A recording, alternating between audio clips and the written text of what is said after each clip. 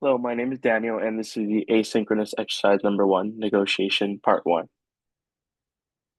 So, after watching the three videos, I learned that disputes are not only about the issue itself, but also about emotions, communication, and understanding what each side really needs.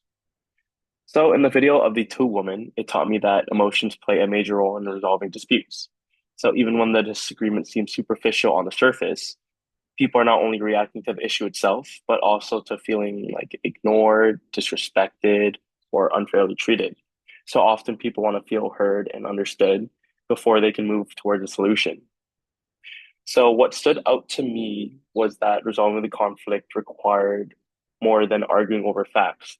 It required recognizing the emotional side of the dispute and responding in a way that made both women feel heard and understood. This connects to a negotiation principles because unsuccessful resolution is not only about facts or winning, but also about like mutual understanding or like and understanding the emotional side of the conflict through active listening and empathy in order to preserve relationships and foster better communication.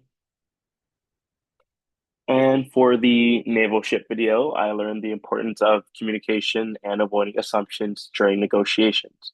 So, a small misunderstanding or miscommunication can suddenly escalate into a much bigger issue if both sides refuse to pause and clarify what exactly is happening.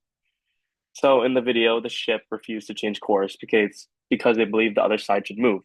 When in reality, like the other side was a lighthouse, and obviously it would not be able to move at all.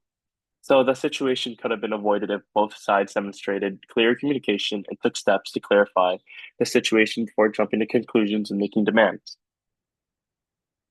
This video highlights how negotiation and making demands, sorry, how negotiation requires understanding all perspectives and using effective communication to reach a proper agreement and prevent escalation. So when parties become focused on pride and rigid positions instead of cooperation and problem solving, negotiations can quickly turn into conflict without addressing the real misunderstanding. And lastly, in the orange example, it taught me a strong lesson about focusing on underlying interests rather than fixed positions. So at first, both people wanted the orange and made it difficult for both to have what they wanted. However, once they discussed why exactly they wanted the orange, one for the peel and the other for the fruit itself, they were both able to split the orange accordingly and satisfy both their needs. And so this once the underlying interests were communicated and understood, a better solution was found. So this video showed that the effective negotiation is about listening, problem solving, and finding outcomes that can satisfy both sides without turning the dispute into a competition. This demonstrated that the importance of identifying underlying interests instead of arguing over fixed positions during a negotiation.